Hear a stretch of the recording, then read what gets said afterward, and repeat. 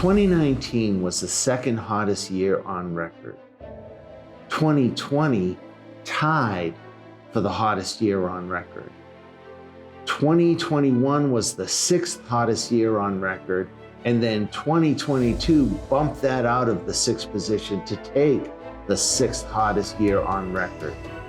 2023 was the hottest year on record by far. Which begs the question, what's in store for 2024? Hi, I'm Marcus Thompson for the Earth Citizens Organization, and I wanted to talk to you about climate change. Actually, what I want to do is explain climate change to you so that it's easy to understand and that you could repeat it to anybody who asks you. 97% of all scientists agree on three things. One, that climate change is real and it's happening. Two, that humans are causing climate change through the burning of fossil fuels and through the industrial food farming process. And three, we are rapidly approaching what scientists call the tipping point, where we will no longer be able to stop the cataclysmic events that climate change will cause. These points are no longer up for debate. This is happening, it's real, and it's happening now. Well, if you think I'm here to be all doom and gloom, I'm not. I'm here to tell you that there is still time to change our course and reverse the effects of climate change. So what is climate change anyway? Is it the same as global warming?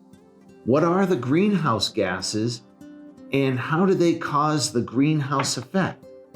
Well, in this episode, I'm going to tell you exactly what all of those things are and how they affect our current climate situation. First, let's discuss what the difference is between climate change and global warming. These phrases are sometimes used interchangeably. However, global warming is a subset of climate change. In other words, global warming is a part of climate change. Climate change is the long-term changes in the Earth's climate system. These are measured by changes in annual rainfall, temperature changes, rising sea levels, and melting polar and glacial ice. Some of these changes can be natural, like from volcanic eruptions. However, since the Industrial Revolution, humans have been the primary cause of climate change. And it all started when we began to use coal and gas for fuel, which release greenhouse gases into the atmosphere. Global warming refers to the long-term increasing average temperature of the Earth. This increase is primarily due to the rising concentrations of greenhouse gases in the Earth's atmosphere. At this point, you're probably asking yourself, what are the greenhouse gases? Well, that's a good question. Let me explain it to you. The major components of greenhouse gases are carbon dioxide, methane, and nitrous oxide, and several other gases that are primarily the result of burning fossil fuels. Water and ozone are also greenhouse gases, but the main difference is that they are put into the atmosphere as a result of global warming. However, once in the air, they now become greenhouse gases in their own right. When greenhouse gases are put into the atmosphere, they create what is called the greenhouse effect. I'm in a greenhouse here at the Eco Farm in Cottonwood, Arizona. It is the middle of January, and I'm in here without a jacket. It is quite cold outside, but I'm comfortable inside this greenhouse. The reason being is because light is allowed to come through the plastic lining of the greenhouse, but heat is not allowed to escape out. So the heat gets trapped inside the greenhouse. That's how greenhouses work. And that is invariably what the greenhouse effect is. Light is allowed in, the heat is not allowed out, and it keeps the greenhouse warmer. It is the same thing that greenhouse gases do to our planet and why we're suffering from climate change, global warming. It's all due to the greenhouse effect. It's actually the same reason why you don't leave your dog in the car in the summertime. The reason you don't leave a dog in a hot car in the summertime is because heat gets trapped in the car just like it does in the atmosphere of the Earth. However, it happens at a much faster rate. A dog can die in as little as 15 minutes inside of a hot car.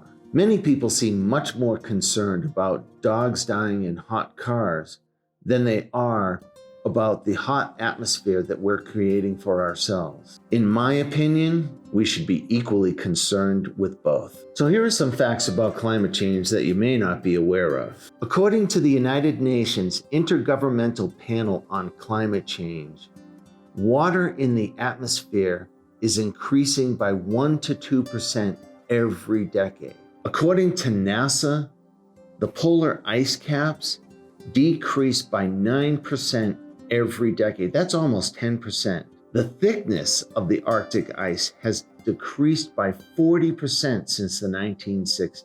In 2022, global carbon dioxide emissions from energy combustion and industrial processes reached 36.8 gigatons.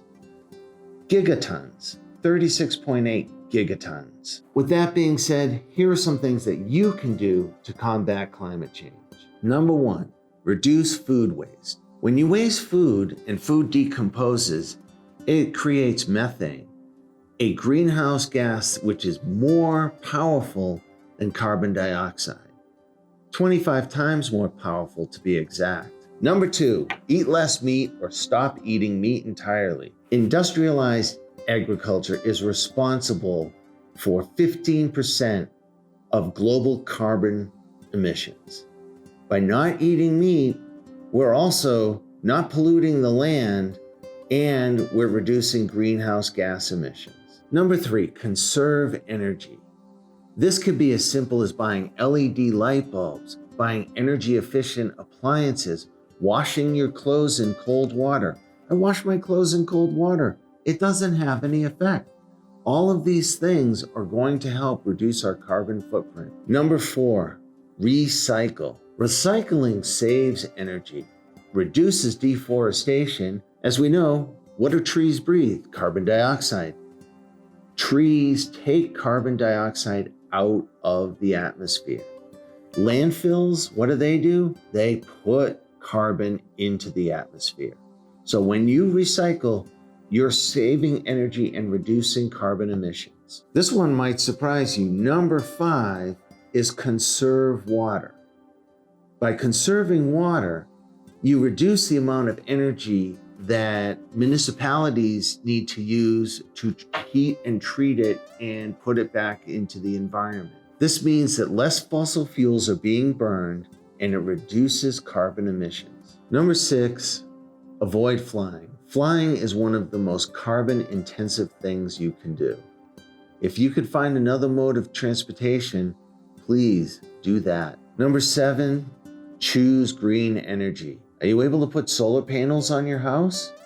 Are you able to buy a hybrid car? These things will help reduce the carbon emissions that get put into the atmosphere. And frankly, it's just a better way to live. Number 8, insulate your home. Insulating your home not only saves you money because you use less energy, it also helps reduce carbon emissions because power plants don't have to burn as much fuel to create the energy. Number 9, electrify your home and transportation. Now, I did kind of say this in number 7, but if you find alternative fuels rather than propane, natural gas, or heating oil, you're reducing your carbon footprint immensely. And number 10, help conserve and restore forests. Plant a tree, plant lots of trees. Plant a forest in your backyard. Every tree you plant, every plant you grow is pulling carbon from the atmosphere. Thank you for watching this presentation on climate change. My name is Marcus Thompson for the Earth Citizens Organization. Please like and subscribe and hit that notification bell so that you'll get notified whenever we post a new subject. If you have any questions about climate change, please feel free to leave it in the comment and I will answer you, I promise. Thanks again.